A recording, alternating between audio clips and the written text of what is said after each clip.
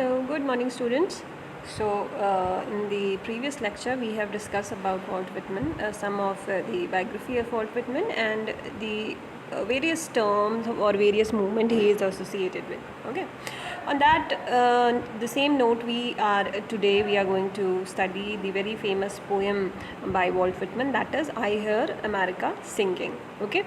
So we have discussed some of the movements to which Walt Whitman relates, to which Walt Whitman was part of, the very famous humanist movement, the transcendentalism, realism, and why he is called father of free verse, that we are going to see in the poem itself. Okay. Before that, let's just discuss some of the facts about America. See, America, it was discovered in 15th century, we all know that. Okay, at that time it was known as the New World settlement. Christopher Columbus, he landed in the Bahamas in 1492. After American society, it became a land of wanderers. Okay, see, people, they were exploring there as travelers, okay, settlers and religious outlaws. Okay, so various kind of settlers, they visit America and they settled there. So there is a culture of culturalism, you can say, American multiculturalism. It developed in the province, okay, in the nation. See, American multiculturalism, what it is a kind of melting pot kind of culture. Okay, what is melting pot? This is when different people who reach America, they all melt into one part. Okay, how they melt into one part? They all become American. Okay, either you belong from England, or you are from Canada, or various part of European continent. When you reach America, you become Americans. Okay, your nationality, it become American, wherever you are from, but eventually you become American. Okay, same thing. Sorry, not same thing. This is the thing. Okay, so there were many tribes in America at that time, tribes of Native Americans. Okay, so there were like 5,500 tribes. Okay, these tribes, they have their own culture, their own warfare, their own history, their own religion. But yes, all these things, they are wiped out mostly by the Portuguese and Spaniards. Okay, and all these remaining tribes, many of their there are various literary works, but eventually they preserved in 20th century as the Native American literature. Okay, that is not our concern anyway. So what we are talking about the multiculturalism of America. Okay, that is important for us. Okay, the same way we are going to see it, we are going to read it. Okay, in the previous lecture we have talked about the American dreams. Okay, whenever we talk about America, we have this term called American dreams, a phrase that has been given by Emerson. Okay, so this was a kind of phrase, in the same American dreams, this kind of phrase, it was eventually developed by Walt Whitman, you can say, in the poetry of Walt Whitman. So today we are going to study this very beautiful poem called "I Hear America Singing." Okay, so see, this is a very plain kind of poem. This is not very difficult one. Okay, nor the language of the poem, it's very difficult. It's very plain, very simple language we will see here. Okay, so it is not very difficult kind. Okay, see, in this poem, what we are going to study, what we are going to read, there are varied carols. Carol, what is carol? Carol is group. People, when they are sing in groups, they are carols, singing together. Okay, various people who are singing together, these are called carols. Okay, now see, the connotation with the word carol, it is sometimes be religious, singing the prayers Sometimes we refer carols like that. Okay, but here carol simply it means the singing of people, the joyous singing of people. Okay, so here in this poem, various people, they are singing their own songs. Okay, they are singing varied carols. Okay, and the writer, he is singing all these carols, all these songs, whatever songs they are singing. So this is the thing. Okay, so all these singing, see, singing, this is you know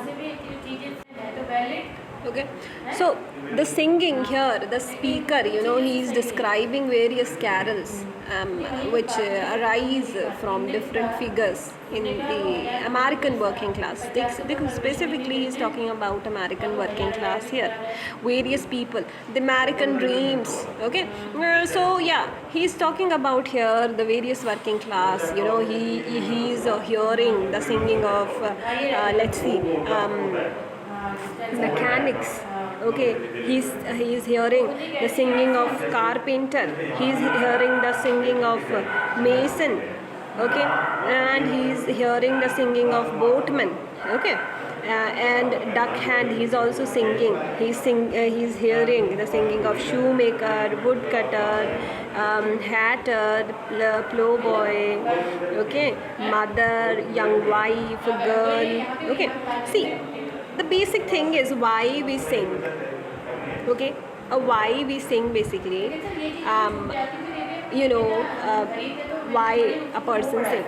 This is a kind of symbolism that we are happy, we are enjoying ourselves, we are enjoying whatever we are working, whatever work we are doing, we are enjoying it, and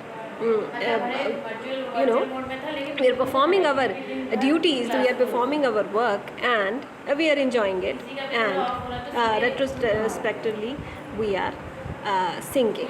Okay, this is a kind of symbol. Okay, this is a kind of symbol. Okay, so thing is that poet here, he's hearing the various carol of people, all the people who are contributed their life and culture of America. Okay, all of these people, they are singing together. This singing, it is more referred as a chorus of the nation, whole nation. They are singing together. Okay, so each of these person, they are singing what belongs to him or her, and none to another, none to else. Okay, so this poem, it basically reflects us the basic attitude of a poet towards America, which is the part of his ideal of human life. Okay, so this American nation, it has its has based its faith on the creativeness of labor. This is what Whitman he glorified in this poem. Okay, so all this craftsmanship, the catalog, the whole catalog, it not only lends and breathes the American continent, but it also give us a varied field of American achievement. Okay, so here in this poem, what the poet is trying to express is the achievement, the massive achievement which America has, and how they have achieved this achievement. That is the outcome of creative endeavor of all its people. Okay, people, they are working, that's why America, it is progressing. So this is the basic thing that Whitman is trying to make. Okay, the various contribution by various people, various sects of people, this is what he is trying to trying to present in this poem.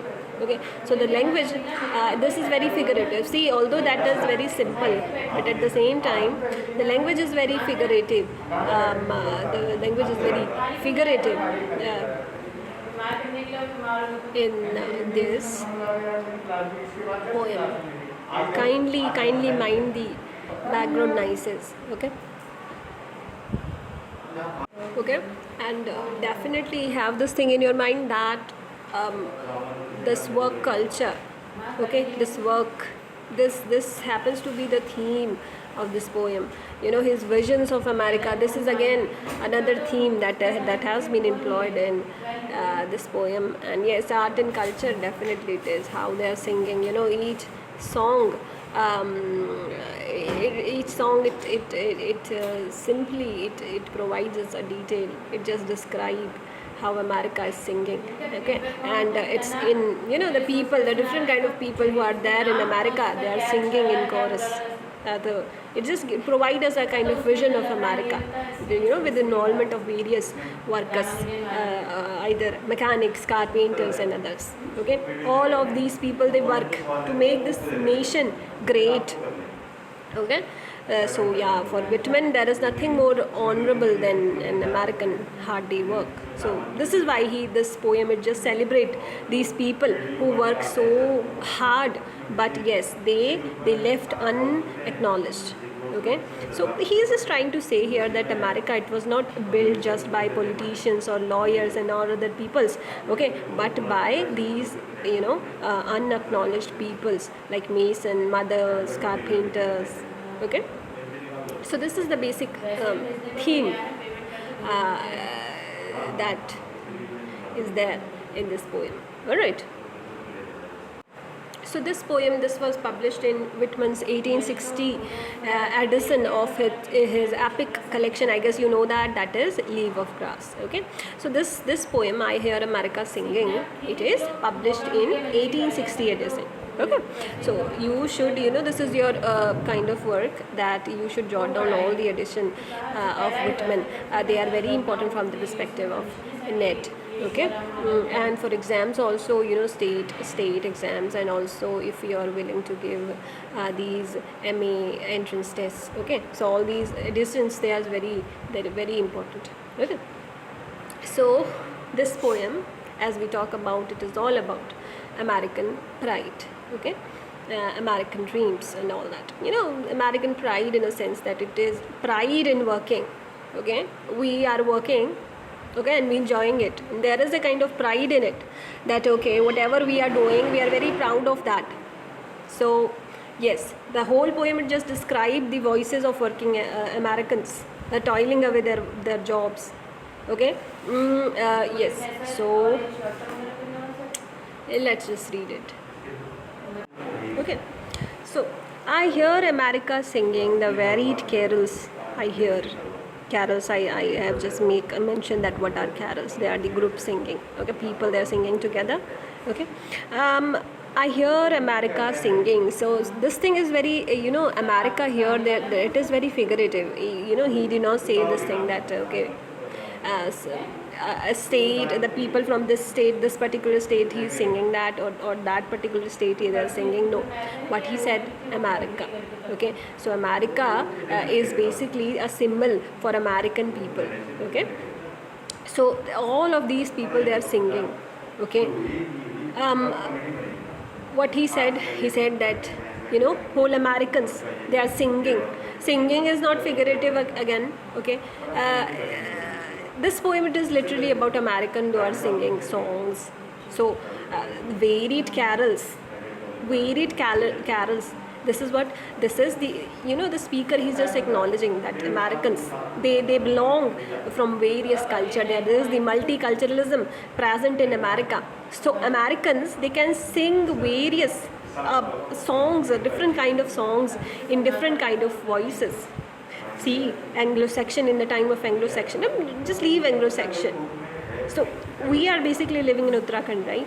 And we have various other kind of dialects. We belong to different provinces, different parts, different districts. We speak Pahari basically, but the dialect is different, right? Similarly, just try to imagine this thing, but ultimately we are called Uttarakhandis. Okay, so this is the thing. Either we are from Kumaon or we are from Garhwal. Basically, we are called Uttarakhandis, right? The same way here in America, he's singing that I am basically listening varied carols, different different songs. Okay, so he's just trying to acknowledge here that America, it can sing songs, it can sing various songs in various dialects, in various kind of voices. Okay, so this is the togetherness this multiculturalism, the melting pots, this kind of culture of America. He said that okay, I can hear varied kind of carols, varied kind of songs. Okay. Now, those of mechanics, each one singing his as it should be blithe and strong. You know, this poem basically it just provides us a basic attitude towards America. You know what he said, that okay, the first person he here singing is mechanics. Okay, what he said that each one singing his as it should be blithe. What is blithe? Blithe is something joyous. They're full of joy and strong. Okay, so these mechanics, they are singing songs which are strong, and full of joy and full of pleasure. Okay, the second person he here singing, that is the carpenter. Okay, so carpenter, he's singing his as he measures his plank or beam. Okay, so carpenter, he's also again singing the song. Okay, now then we hear carpenter singing. Okay, carpenter, he's singing while he's doing also his work. He's measuring his plank or beam. Similarly, we have mason. He's singing his as he's ready for work. I guess you understand what mason is. Mason is basically a person who builds bricks. Bricklayer आप बोल सकते हैं. ठीक है. The mason, he's singing his as he make ready for work and leaves off work. Okay, so one thing you should you should know that all these people till now we have here singing, they all belong to labor class. Okay, all these are the manual labors. Okay, so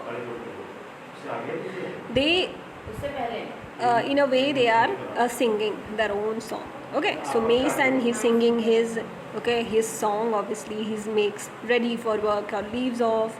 Then we see boatman singing what belongs to him. Okay, he's singing the song which belongs to him in his boat. And the duck hand, he's singing on the steamboat duck. Okay, so all these people, they are common people. They are people who are working. Okay, they are manual labors. Okay, see, carpenter, he's making his measurements. Deckhand, he's just ready to work in his steamboat duck. Okay, so all these work, they are not very glamorous. Okay, yes. And yes, this is the reason that they just lost their acknowledgement. Okay, people do not acknowledge their work, but at the same time their work is very important. Okay, but yes, they are not acknowledged as lawyers or teachers or judges or politicians. Their work, it is not acknowledged. But yes, at the same time, their singing, it just reflects that how proud they are for the work they do.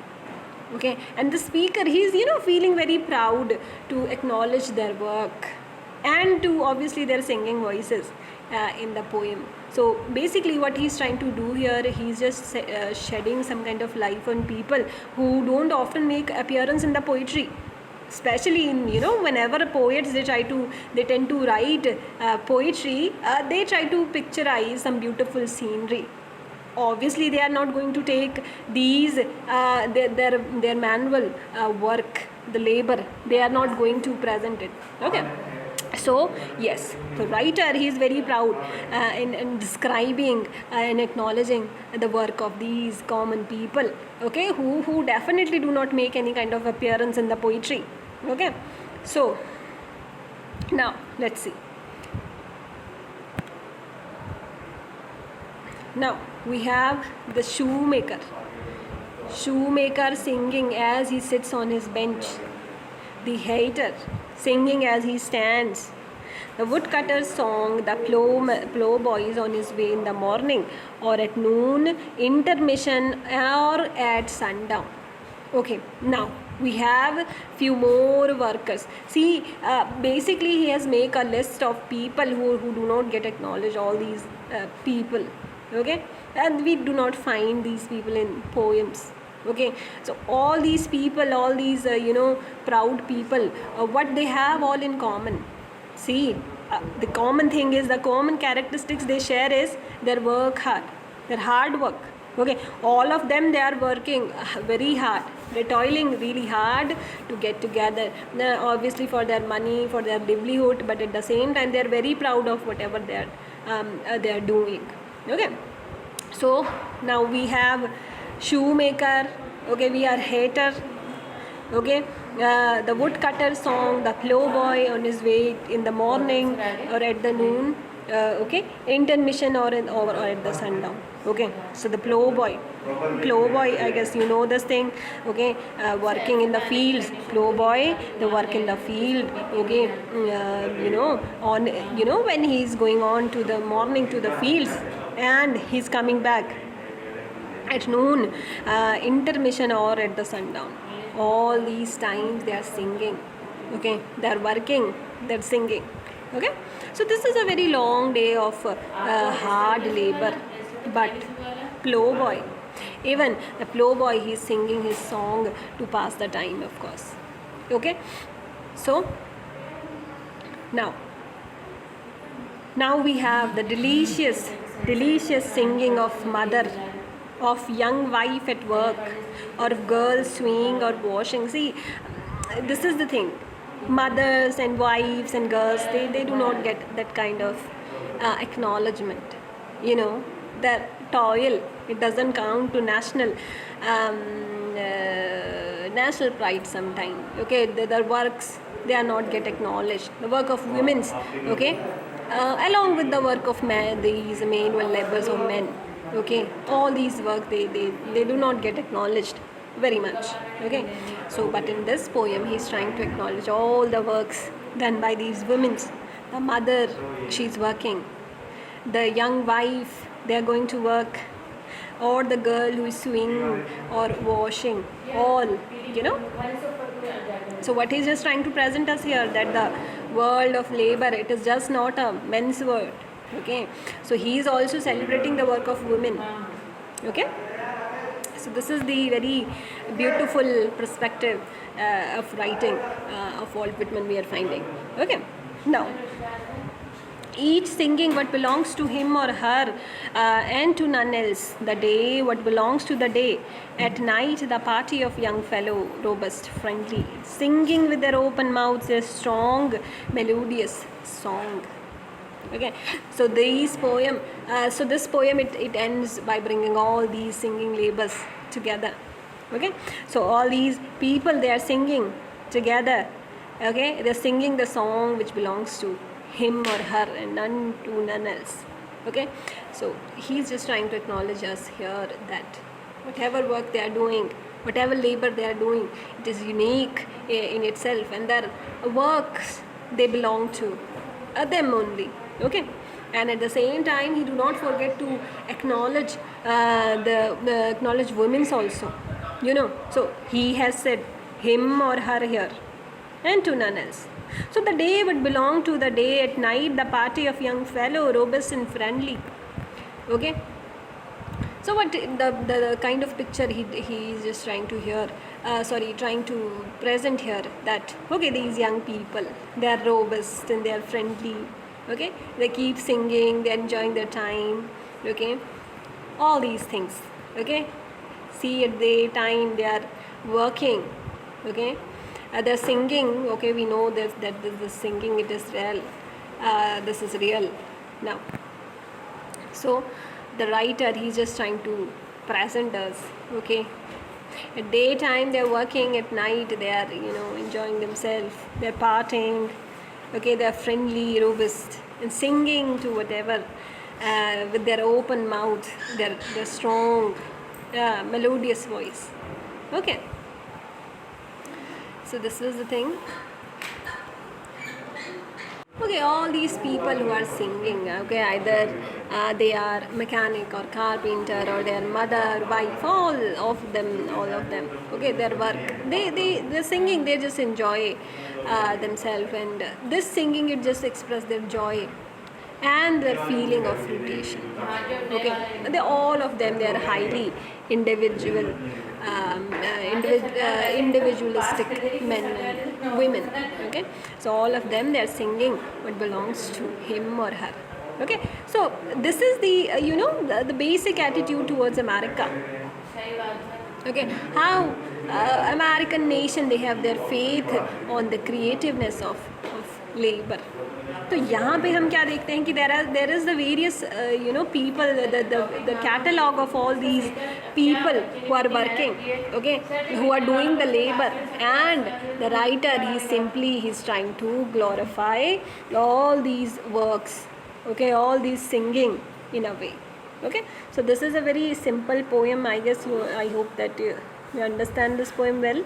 Okay, try to make a good summary of the poem. Okay, and try to add extra element. This is not a very difficult poem. Alright, so try to make a good summary, and I hope you will make a good introduction of the writer itself. Okay, just try to compose a good introduction of the writer, and yes, we will again meet in the next lecture. Till then, keep studying. Take care.